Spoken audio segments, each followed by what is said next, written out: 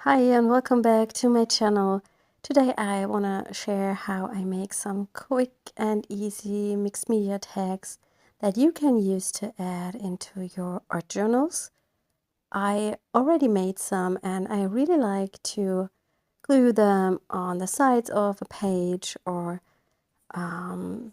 just give it a pocket in an art journal, stuff like that. And I think these are pretty cute and a quick way to decorate an art journal page. I have die cut several tags with, I believe I've used a die from Stamplerations and some Canson watercolor paper, the Canson XL. And I just cut different sizes from it, quite small ones that would fit in my small handmade journal. I will now go in with fluid acrylics to make a background. I haven't added any gesso to the tags because I want it to be a quick process, and these fluid acrylics work quite nice on the paper itself. I think I already talked about these fluid paints in my videos. I bought them recently because they were on sale. And I wanted to have some more fluid acrylics, and usually fluid acrylics are quite expensive. And these are the student grade paints from Dale & Rowney, and I think they are quite new. And at first I thought I would not buy these small tubes or small bottles because they are quite expensive compared to the amount of paint you get. And it's also a lot of waste of plastic, I thought. But then I read that you can refill those, and that's quite a nice thing. So I bought the small bottles and the bigger ones to refill them later.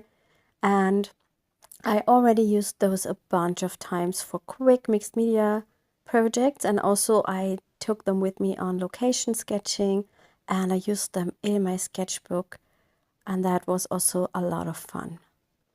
I started out with a Prussian blue and a turquoisey color. And for the next tag, I'm picking a fluid acrylic from Golden, and that's the Queen Acridone Gold, one of my favorite colors. And the other one is a olivey green from Deco Art Media. These are just colors that I don't have with Dale & Rowney. Well, the burnt sienna is quite similar to the Queen Acridone Gold. And I thought about maybe mixing myself some of my own colors, but I need to get some empty bottles that work in the same way so I can make some of my own mixes. Here I dip my finger into water and just thin the paint down a bit to get a different texture, not only the pure paint. With the water I just get kind of a thinner transparent layer. And I think that looks quite interesting.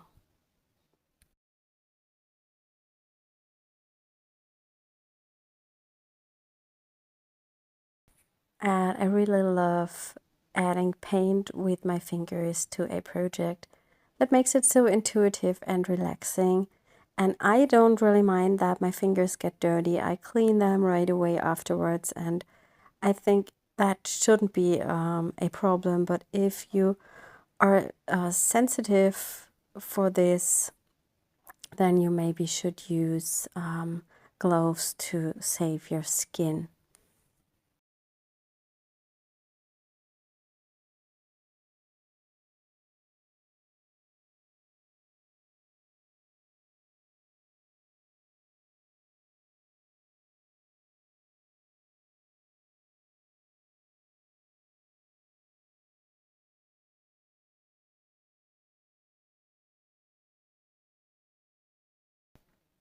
I made sure that I would leave some white space on the text because that's also something that makes them look more interesting.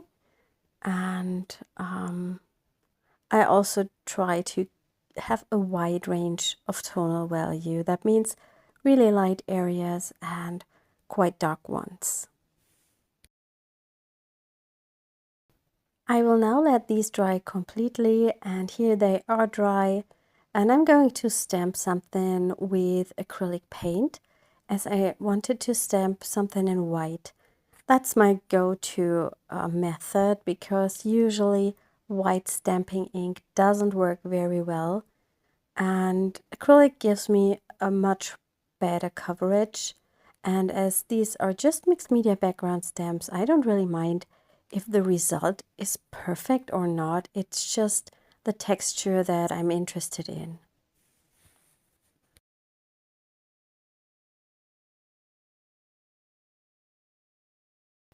If you're working with your stamps and acrylic paint, I recommend cleaning the stamps right away when you are finished. If it happens that the paint's dry on your stamp, just spray water onto the stamp, a really big amount, and let this sit for about 10 minutes, and then come in with a baby wipe, and you usually can remove the paint. But I would not recommend letting this sit for days. Just maybe if it's an hour or maybe it's one day, then this will work just fine. Another method is to use alcohol to remove the paint. That will also work. I again let the paint dry, and now I'm coming in with a normal black stamping ink. I'm using StazOn, as this works best over acrylics.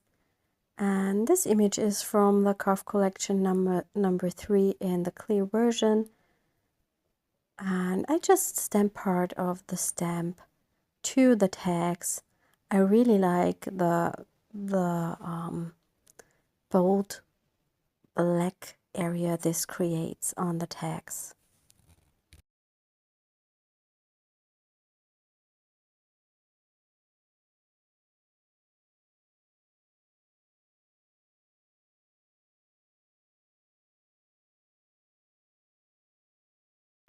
I think those tags are also a fun way to use all those mixed media and mark making stamps, and I believe you can never go wrong by adding up layers with stamping in that way. Well, maybe you can add too many layers, but I think it's quite a nice thing to do when you just want to use your stamps. What I'm also going to use, I believe, is that circle I have laying on the top right.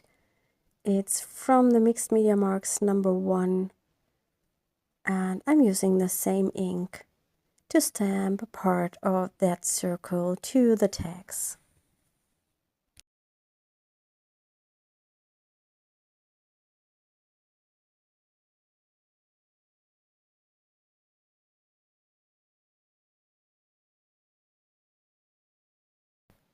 Something else that I feel makes such a little piece more interesting is adding some unique mark making with your hands, using, for example, a Posca pen or a Neocolor crayon. And I'm going to use a Neocolor, and I think I will use a light blue color because I think that fits the tags perfectly.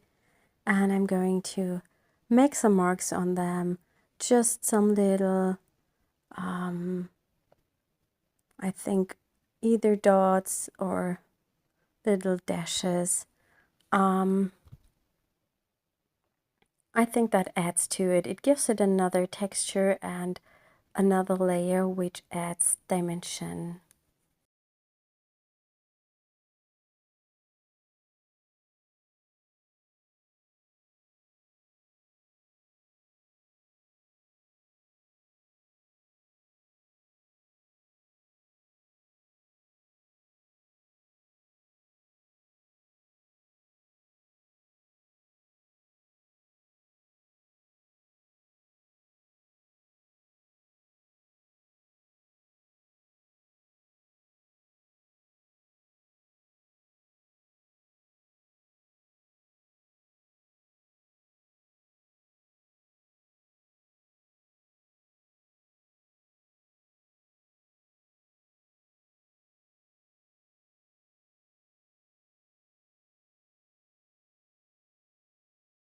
Finally, I'm adding white splatters to the tag. I'm using acrylic paint or acrylic ink And that is a nice finish, I feel.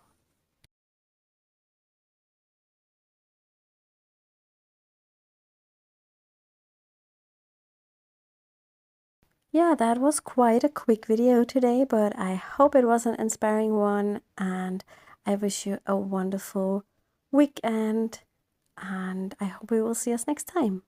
Bye.